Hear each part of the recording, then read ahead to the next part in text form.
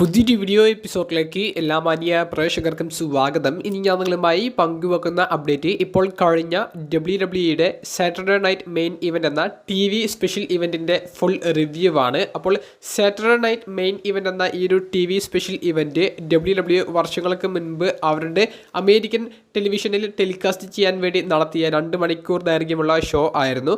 അതായത് പരസ്യങ്ങളൊക്കെ ഉള്ള സാധാരണ വീക്ക്ലി എപ്പിസോഡ്സ് പോലെയുള്ള ഒരു TV സ്പെഷ്യൽ എപ്പിസോഡ് എന്നുള്ളത് മാത്രമാണ് ഇതിൻ്റെ ഒരു പ്രത്യേകത. അതിന് പ്രകാരം ഒരു ഓൾഡ് വൈബ് കിട്ടുന്ന രീതിയിൽ തന്നെയാണ് അവർ ഇന്നത്തെ ഈ ഒരു ഷോ മൊത്തത്തിൽ പ്രസൻറ്റ് ചെയ്തിട്ടുണ്ടായിരുന്നത്. അതായത് തുടക്കത്തിൽ തന്നെ റോയുടെ കമൻറ്റേറ്ററായ ജോയും അതുപോലെ തന്നെ ലെജൻഡും ഹോൾ ഓഫ് ഫെയിമറായ ജെസി വെഞ്ചറയും കൂടിയിട്ടുള്ള ആ ഹോസ്റ്റ് ചെയ്ത് സംസാരിക്കുന്ന രീതി, റിങ്ങിൽ ഉപയോഗിച്ചിരിക്കുന്ന റോപ്പുകളുടെ കളറിൽ അത് ഓൾഡ് കളറാണ്, അതായത് റെഡ്, ബ്ലൂ, വൈറ്റ് തുടങ്ങിയ കളറ്. കൂടാതെ യൂസ് ചെയ്തിരിക്കുന്ന എൻട്രൻസിൻ്റെ രീതിയും പഴയതാണ്. കൂടാതെ ഓൾഡ് ലോഗോയാണ് അവർ ഇന്നത്തെ ഷോയ്ക്ക് വേണ്ടി യൂസ് ചെയ്തിട്ടുണ്ടായിരുന്നത്. അപ്പോൾ മൊത്തത്തിലൊരു ഓൾഡ് വൈബ് സൃഷ്ടിക്കുന്ന ഒരു സാറ്റർഡേ നൈറ്റ് മെയിൻ ഇവൻ്റാണ് ഇന്ന് അവസാനിച്ചത്. അപ്പോൾ ഈ ഇവൻറ്റിൻ്റെ ആദ്യ മത്സരമായി നമുക്ക് കാണാൻ സാധിച്ചത് ഡ്രൂ മാക്കിൻറ്റയർ വേഴ്സസ് സാമി ജെയിൻ തമ്മിലുള്ള 1-on-1 മത്സരമായിരുന്നു. മത്സരം കുഴപ്പമില്ലാത്ത ഒരു ആവറേജിന് മുകളിൽ നിൽക്കുന്ന ഒരു മത്സരമായിട്ടായിരുന്നു ഫീൽ ചെയ്തത്. പവർ ബോംബ് മൂവ്സൊക്കെ രണ്ട് റെസ്ലേഴ്സും യൂസ് ചെയ്യുന്നത് കാണാൻ അതികിടിലമായിരുന്നു. നമുക്കെല്ലാം പ്രൊഡിക്റ്റ് ചെയ്യാൻ പറ്റുന്ന പോലെ തന്നെ ഡ്രൂ മാക്കിൻറ്റയർ സാമി ജെയിനെതിരെ വിജയം നേടിയെടുക്കുന്നതാണ് നമുക്ക് കാണാൻ സാധിച്ചത്. അതിനുശേഷം സോഷ്യൽ മീഡിയയിലൂടെ WWE പുറത്തേക്ക് വിട്ട ഒരു വീഡിയോയിൽ ഒരാൾ അവസാനിച്ചിരിക്കുന്നു, ഇനി 4 പേരും കൂടി ബാക്കിയുണ്ട് എന്നുള്ളത്. 4 പേര് എന്ന് പറയുമ്പോൾ ആരൊക്കെയാണ് എന്നുള്ളത് നമ്മൾ കണ്ടു തന്നെ അറിയണം. അത് CM അങ്ങനെയും കൂടി ഉൾപ്പെടുത്തിയിട്ടായിരിക്കും ഡ്രൂ മാക്കിൻറ്റയർ 4 എന്ന് ഉദ്ദേശിച്ചിട്ടുണ്ടായിരിക്കുക.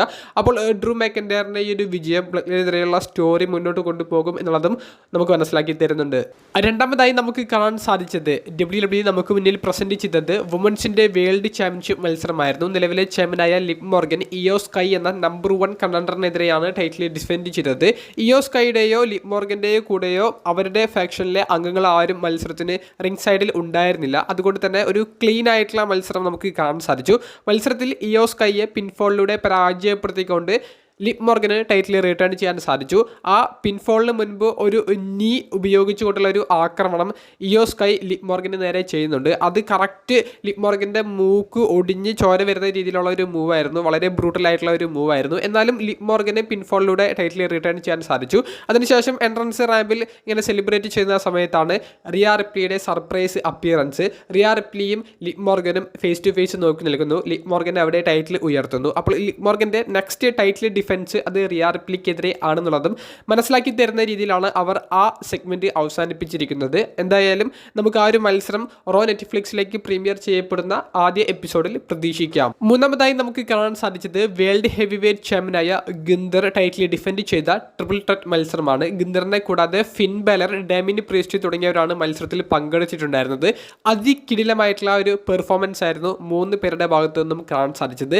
ഇന്നത്തെ സാറ്റർഡേ നൈറ്റ് മെയിൻ ഇവൻ്റ് എന്ന ഈ സ്പെഷ്യൽ TV ഷോയുടെ ഏറ്റവും ഇഷ്ടപ്പെട്ട, ഏറ്റവും മികച്ച മത്സരവും എനിക്ക് ഈ മത്സരം എന്ന് തന്നെ പറയേണ്ടി വരും. അത്രയും മികച്ചൊരു ട്രിപ്പിൾ ത്രെറ്റ് മത്സരമായിരുന്നു. പരസ്യങ്ങളാണ് ഈ മത്സരങ്ങളെയൊക്കെ കുറച്ച് ഒരു തടസ്സം സൃഷ്ടിക്കുന്ന രീതിയിൽ അതിൻ്റെ വ്യൂവർഷിപ്പിനെ ബാധിച്ചത്. എന്നാലും കിടിലമായിട്ടുള്ള ഒരു പ്രകടനം 3 ഭാഗത്തു നിന്നും കാണാൻ സാധിച്ചു. ഗിന്ദറിൻ്റെ ഭാഗത്തു നിന്നായാലും ഡാമിൻ പ്രീസ്റ്റിൻ്റെ ഭാഗത്തു നിന്നായാലും ഫിൻ ബാലറിൻ്റെ ഭാഗത്തു നിന്നായാലും കിടിലമായിട്ടുള്ള performance. Damian Priest Undertaker vibe തിരികെ കൊണ്ടുവരുന്ന രീതിയിൽ അണ്ടർടേക്കറിൻ്റെ പഴയ മൂവ്സൊക്കെ യൂസ് ചെയ്യുന്നുണ്ടായിരുന്നു.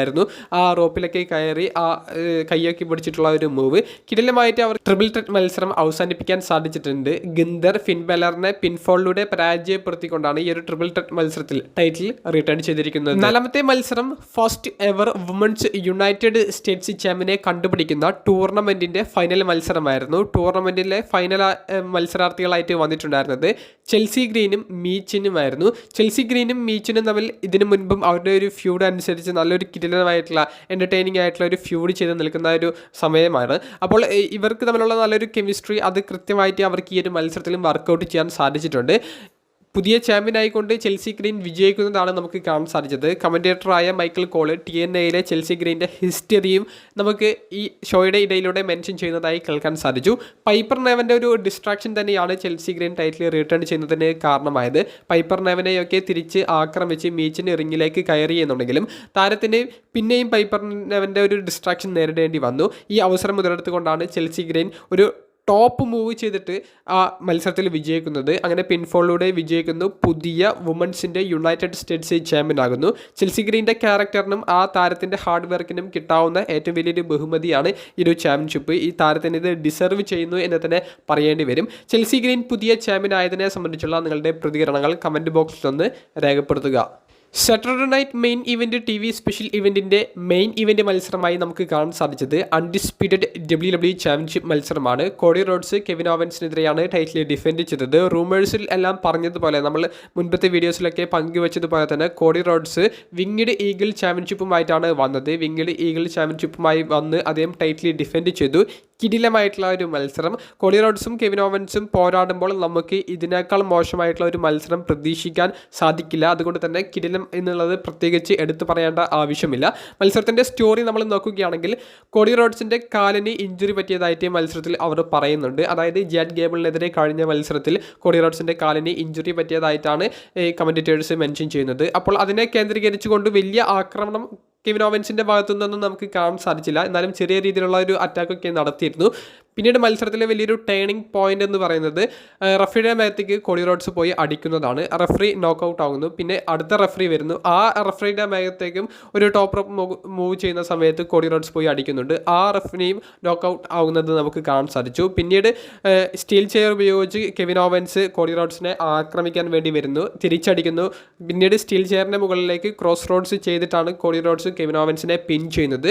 ഈ അവസരത്തിൽ പിൻഫോളിലൂടെ കോഡി റോഡ്സ് കെവിൻ ഓവൻസിനെ പരാജയപ്പെടുത്തിക്കൊണ്ട് ടൈറ്റിൽ റിട്ടേൺ ചെയ്യുന്നതുമാണ് നമുക്ക് കാണാൻ സാധിച്ചത്. ഇതെല്ലാം കാണിച്ച് കോഡി സെലിബ്രേറ്റ് ചെയ്യുന്ന ഒരു മൊമെൻറ്റോട് കൂടിയിട്ട് ഷോ അവസാനിക്കുന്നതാണ് നമുക്ക് കാണാൻ സാധിച്ചത്. ഷോ അവസാനിച്ചതിന് ശേഷമാണ് വളരെ വിവാദമായിട്ടുള്ള കുറേയധികം മൊമെൻറ്റ്സ് നടന്നിട്ടുണ്ടായിരുന്നത്. എന്തുകൊണ്ടാണ് അവർ അത് ഷോയിൽ കാണിക്കാതിരുന്നത് എന്ന് അറിയില്ല. ചിലപ്പോൾ സോഷ്യൽ മീഡിയയിൽ ഇത്തരത്തിലുള്ള ഫാൻ ഫുട്ടേജുകൾ വരുമ്പോൾ വലിയ രീതിയിലുള്ള ചർച്ചകൾ നടക്കുമെന്നുള്ളത് കൊണ്ട് തന്നെ അത് മാക്സിമം യൂട്ടിലൈസ് ചെയ്യാനായിരിക്കും ട്രിപ്പിൾ എച്ച് ഉദ്ദേശിക്കുന്നുണ്ടായിരിക്കുക. എന്തായാലും നടന്നത് എന്താണെന്ന് വെച്ചാൽ WWE പൈൽ ഡ്രൈവർ എന്ന് പറയുന്ന മൂവ് ബാൻ ചെയ്തിട്ടുണ്ട്. ഓൾറെഡി കെവിൻ ഓവൻസ് റാൻഡി ഓർണിനെതിരെ പൈൽ ഡ്രൈവർ കൊടുത്ത് റാൻഡി ഓർണിനെ സ്റ്റോറി ലൈൻ പ്രകാരമുള്ള ഇഞ്ചുറി കാണിച്ച് മാറ്റി നിർത്തുകയാണ്. ഈ ഷോ അവസാനിച്ച് കോഡി സെലിബ്രേറ്റ് ചെയ്ത് ആ മൈക്കിൽ സംസാരിക്കുന്ന ഒരു സമയത്ത് കെവിൻ ഓവൻസ് കോഡി റോഡ്സിനെ ആക്രമിക്കുന്നു. പാക്കേജ് പൈൽ ഡ്രൈവർ എന്ന് പറയുന്ന മൂവ് കെവിൻ ഓവൻസ് കോഡി റോഡ്സിനെതിരെ ചെയ്യുന്നു. പിന്നീട് ബാക്കി ഒഫീഷ്യൽസും സെക്യൂരിറ്റീസും വന്നിട്ട് കോഡി റോഡ്സിനെ ചെക്ക് ചെയ്യുന്നു. അദ്ദേഹത്തെ സ്ട്രക്ചറിൽ കിടത്തിക്കൊണ്ട് ഹോസ്പിറ്റലിലേക്ക് കൊണ്ടുപോകുന്നു എന്നുള്ളത് നമുക്ക് അറിയാൻ സാധിച്ചു. പിന്നീട് എൻട്രൻസ് റാമ്പിലേക്ക് എത്തിയ കെവിൻ ഓവൻസ് ഇങ്ങനെ ആ വിങ്ഡ് ഈഗിൾ ചാമ്പ്യൻഷിപ്പുമായിട്ട് ഇങ്ങനെ സെലിബ്രേറ്റ് ചെയ്യുന്ന സമയത്ത് ട്രിപ്പിൾ എച്ച് ബാക്ക് സ്റ്റേജിൽ നിന്ന് വരുന്നു. ട്രിപ്പിൾ എച്ചും കെവിൻ ഓവൻസും ഫേസ് ടു ഫേസ് വരുന്നു. വലിയ വാക്ക് തർക്കം ഉണ്ടാകുന്നു, ഉന്തും തള്ളും ഉണ്ടാകുന്നു. അവിടേക്ക് മറ്റ് സെക്യൂരിറ്റീസും റഫറീസും വന്നിട്ടാണ് കെവിൻ ഓവൻസിനെ പിടിച്ചു മാറ്റുന്നത്. ട്രിപ്പിൾ എച്ച് സ്ട്രക്ചറിൽ കൊണ്ടുപോകുന്ന കോഡി റോഡ്സിൻ്റെ കാര്യങ്ങൾ അന്വേഷിക്കാൻ വേണ്ടി ആ ഭാഗത്തേക്ക് നീങ്ങുന്നതായി നമുക്ക് കാണാൻ സാധിച്ചു. അപ്പോൾ കെവിൻ ഓവൻസിന് സ്റ്റോറി ലൈൻ പ്രകാരം സസ്പെൻഷൻ കൊടുക്കാൻ സാധ്യതകളുണ്ട്. എന്താണ് ഇതിൻ്റെ ഒരു ബാക്കി കഥ എന്നുള്ളത് ഇനി വരുന്ന വീഡിയോസിലൂടെ പങ്കുവെക്കാം. സാറ്റർഡേ നൈറ്റ് മെയിൻ ഇവൻറ്റ് കിടിലമായിട്ടുള്ള ഒരു TV നമുക്ക് കാണാൻ സാധിക്കാവുന്ന ഏറ്റവും മികച്ച ഒരു എപ്പിസോഡായിട്ടാണ് ഫീൽ ചെയ്തത്. നിങ്ങളുടെ അഭിപ്രായങ്ങൾ കമൻറ്റ് ബോക്സിലൊന്ന് രേഖപ്പെടുത്തുക. അപ്പോൾ അടുത്തൊരു വീഡിയോയുമായി കാണുന്നത് വരെ ബൈ.